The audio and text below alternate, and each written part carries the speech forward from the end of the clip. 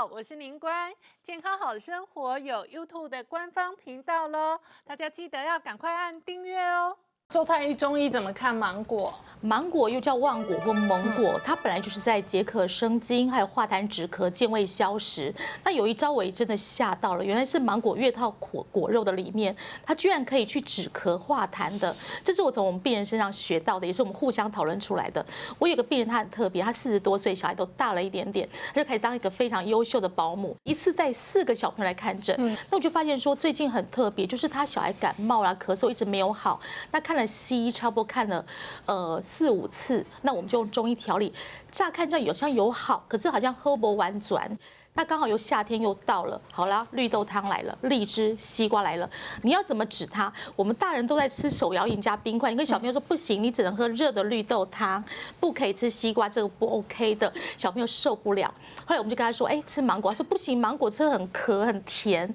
可是你知道芒果本身来说是对一个小朋友的时机咳嗽，因为肠胃不好的咳嗽，第一个是晚上躺着睡觉会咳嗽的，还有咳嗽连续超过2个礼拜的，而且呢。晚上越到晚上越咳的，它其实比西瓜、比荔枝那种甜更能够去止咳化痰。我就介绍他说这样吃，而且他很特别是，他就把那个果肉拿起来，因为果肉大人吃嘛，可是你要知道靠近果核的地方，其实还是有很多肉哦。就让小朋友就穿着围兜兜，然后戴着手套或不戴手套没关系，围这个脸盆，大家这样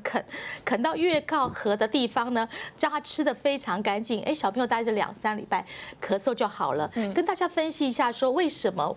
那个芒果核可以健胃消食，因为只要是小朋友是时机，只要化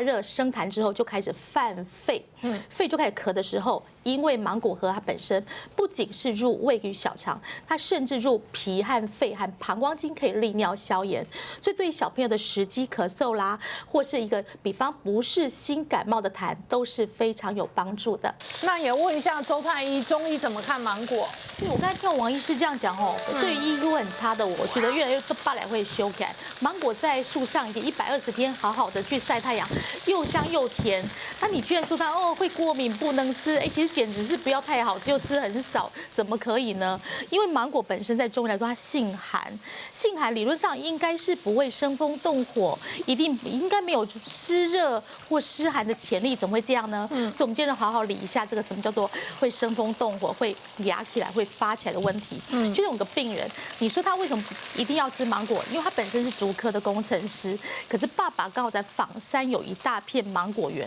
所以他在每次芒果结果的时候，势必一定要回去摘芒果，还有做芒果青，还有做芒果干，因为他是家里的事业。他在做的时候，我们就一直提醒他说：“你皮肤已经不好，因为男生长痘痘比较多，会比较肥壮，你就不要吃那么多。你皮肤不好，第一个是就像王医师刚才讲的，因为芒果皮的头，你看黑头的前面黑黑的，它有7分，还有这芒果皮本身有剑苯2酚，都是造成过敏，就先消掉，戴手套。但是有个问题是，他一定要吃掉烂掉的，所以他每天吃不止10颗的芒果，因为家里烂掉不能卖怎么办？所以我们就跟他说，那你就做成杨枝甘露来去平衡。你说什么叫杨枝甘露？芒果加白木耳去平衡掉它的湿热性。因为像白木耳很特别，是它有麦冬的润，却没有它的寒性；有玉竹的甘甜，却没有滋腻性，这对它很好的。所以它这样的，它的手的一个汗疱疹或皮肤的过敏，还有身体的一个痔疮就比较好一点。那话说为什么会生风动火呢？因为在我们的中医有一本古书上说，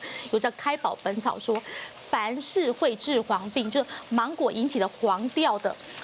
面色黄的湿热病，第一个就是天行湿热。天行湿热就是你在感冒的时候，千万不要去吃芒果，没有感冒可以吃。凡是生风动火，你有异位性皮肤炎、湿热，或是说像痔疮或是痘痘，不要吃。还有辛辣大蒜的时候不吃，就是你想吃一些辣的烤的时候，不要吃芒果。大体上都是没有事情的。所以你可以看到这边写的是湿热体质，如果说你的舌头比较红，或者你分泌物白带比较多，或眼睛很热很痛，或大便有些问题的话，你少吃，不然其他都是非常安全的。